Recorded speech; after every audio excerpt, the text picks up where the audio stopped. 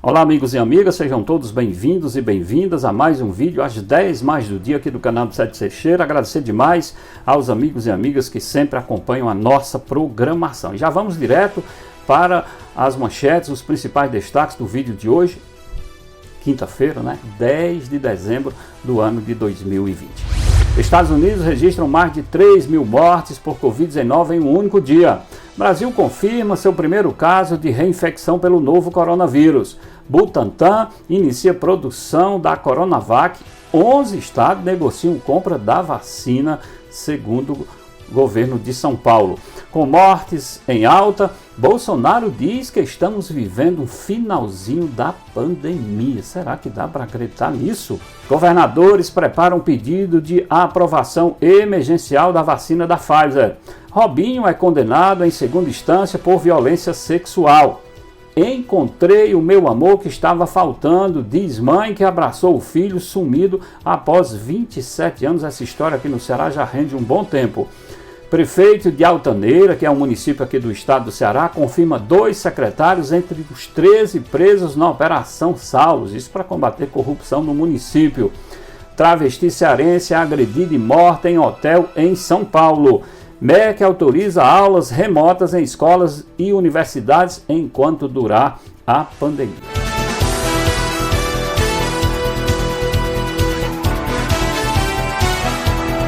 Sete Teixeira, agradecer demais aos amigos e amigas que já acompanham o canal, que fazem parte, que estão todos os dias aqui. Pedir àqueles que não se inscreveram ainda para ir lá se inscrever e participarem. Vamos então aos detalhes do vídeo de hoje.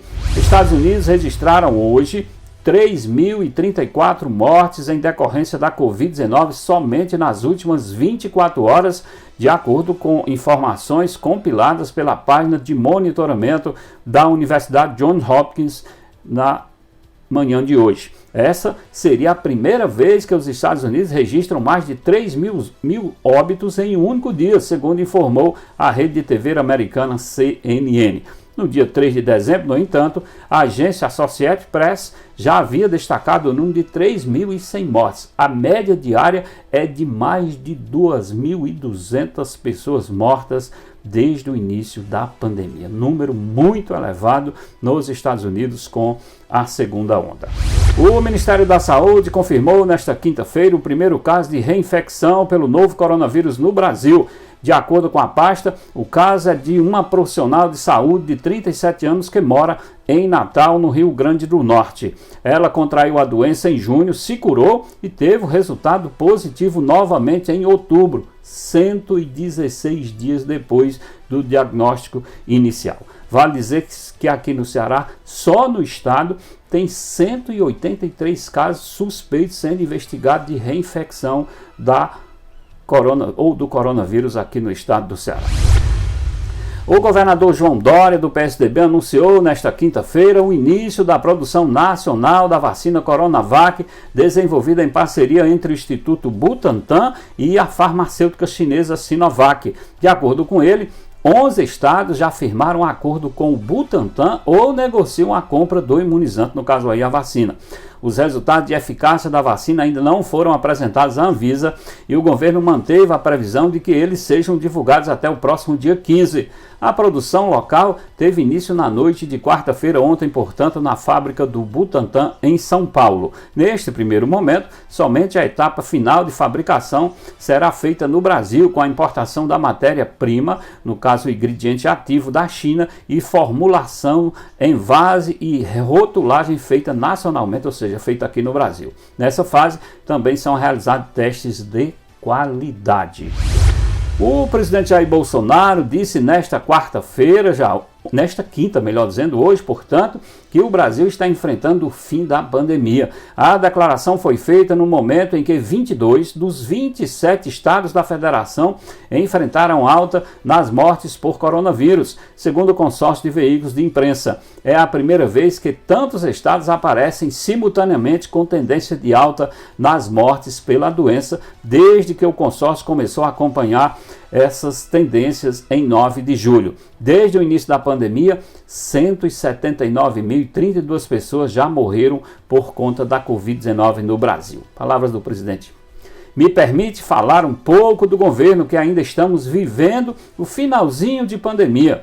O nosso governo, levando-se em conta outros países do mundo, foi aquele que melhor se saiu, ou um dos melhores que se saíram na pandemia, disse Bolsonaro durante discurso na inauguração do eixo principal da nova ponte do Guaíba, na BR-290, em Porto Alegre. Me desculpem, mas dá para acreditar numa conversa dessa? Hoje nós somos o segundo país com o maior número de mortes, só perdemos para os Estados Unidos, e a gripezinha, o resfriadinho de Bolsonaro no começo da pandemia, o maltrato, a falta de cuidado com essa doença no Brasil, podem ter certeza, contribuiu de forma muito direta para esse número de mortes. Ele vem dizer que o país foi um dos que melhor se saiu na pandemia. Eu não sei se ele está vivendo aqui ou está lá na Austrália. Honestamente, não sei.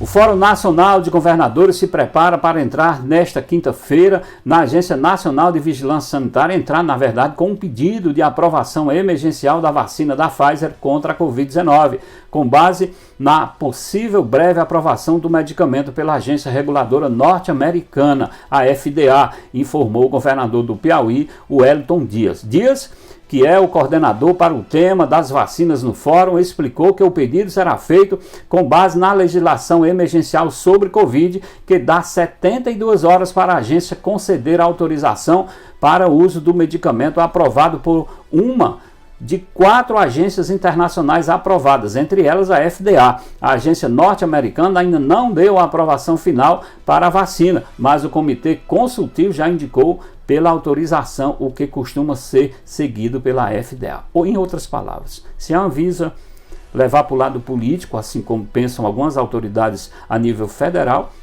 a vacina pode ser feita nos estados, desde que uma dessas instituições internacionais aprovem a qualidade da vacina. Nesta quinta-feira, dia 10, a Corte de Apelação de Milão condenou o jogador Robinho e o amigo do atleta Ricardo Falco por crime de violência sexual. O tribunal corresponde à segunda instância na Itália, confirmou a pena de 9 anos de prisão por estupro coletivo. Contudo, os advogados dos condenados vão recorrer à Corte de Cassação Italiana, instituição equivalente ao Supremo Tribunal Federal aqui no Brasil. Essa é a última chance de Robinho e Ricardo tentarem reverter a decisão. A condenação deles foi baseada no artigo 609 do Código Penal italiano, que fala da participação de 2 ou mais pessoas reunidas para ato de violência sexual, forçando a vítima a manter relações sexuais por sua condição de inferioridade física ou psíquica. Será que o Robinho, gente, precisava disso, pelo amor de Deus? A ansiedade do motorista Antônio Carlos Silva, essa história já ganhou repercussão aqui no estado do Ceará, porque ele perdeu a família há 27 anos. Mas essa história é dele, a ansiedade do motorista Antônio Carlos da Silva. Ele procurava a sua família há 27 anos, finalmente teve fim no último domingo, quando ele se reencontrou com a mãe, irmãos e os outros familiares lá na Paraíba. Desde que ele já havia sido enganado aqui no Cariri, um cara disse que era irmão para tentar levar a melhor em cima dele, mas terminaram descobrindo a tempo. Desde que se reconheceram, Carlos e a mãe, Josiana Maria, contavam os dias para o encontro. Eu sou a mulher mais feliz do mundo, eu encontrei o meu amor que estava faltando, disse Josiane. Seu filho havia saído 27 anos atrás e desde então viveu a angústia de procurá-lo sem sucesso. Quando decidiu aumentar as buscas aí pela mãe, no início de novembro, Carlos foi enganado por um suposto irmão que disse ter reconhecido sua história por meio do panfleto Procuro Minha Mãe, espalhado pelas cidades do Cariri. O caso repercutiu nacionalmente, que até um tio verdadeiro em Santarém, no Pará, reconheceu a história por meio de nossa reportagem e depois toda a família foi identificada como sendo de Santa Rita, na Paraíba. Essa reportagem foi publicada por jornais aqui do estado do Ceará e finalmente um final feliz. Após confirmar a prisão de 2 secretários de um ex-auxiliar, o prefeito reeleito de Altaneira, Altaneira, cidade aqui do Ceará, Dariomar Rodrigues Soares, do PT, se diz surpreso com a Operação Salos, O cerco foi deflagrado pela Polícia Civil aqui do estado do Ceará na manhã desta quinta-feira no município. Os investigadores apuram desvios de dinheiro público na área de saúde e fraudes em licitação no município. Não me informaram sobre nada, estou na minha casa esperando notícias do que está acontecendo, afirmou o prefeito. Ele confirma que 3 nomes ligados à prefeitura foram presos preventivamente. A Polícia Civil chegou com mandados de busca e apreensão por conta de empresas investigadas, mas prenderam também pessoas do município e afirmaram que o caso está em segredo de justiça. É corrupção aí no interior do estado. A travesti Karen Cristina, de 18 anos, natural do Ceará, foi agredida e morta na noite desta quarta-feira em um hotel na cidade de São Paulo. A família da vítima faz uma campanha para trazer o corpo dela da capital paulista para Fortaleza.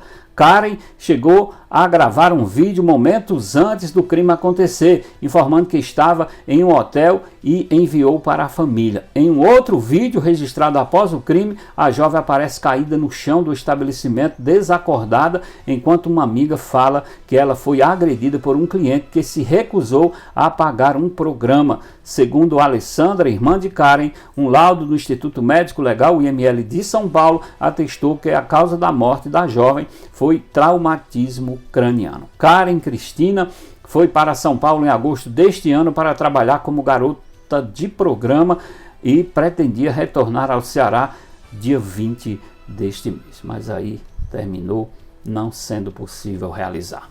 O Ministério da Educação, o MEC, homologou nesta quinta-feira, hoje, portanto, o parecer do Conselho Nacional de Educação que permite aulas remotas enquanto durar a pandemia de coronavírus. A regra vale para todas as redes de ensino, em caráter excepcional, quando as aulas estiverem suspensas pelas autoridades locais ou quando não houver condições sanitárias. Em entrevista ao portal G1, publicado nesta quarta-feira, a relatora do parecer do Conselho Nacional de Educação, Maria Helena Guimarães de Castro, já havia dito que atividades remotas poderão integrar o currículo de escolas e universidades brasileiras por prazo indeterminado. Ou seja, as aulas vão continuar acontecendo remotamente, porque não se tem uma previsão exata de quando esses alunos, sejam alunos secundaristas, de ensino primário ou universitário, possam voltar à sua totalidade às aulas presenciais. Gente, agradecer demais a todos que me acompanham, que estão se inscrevendo no canal,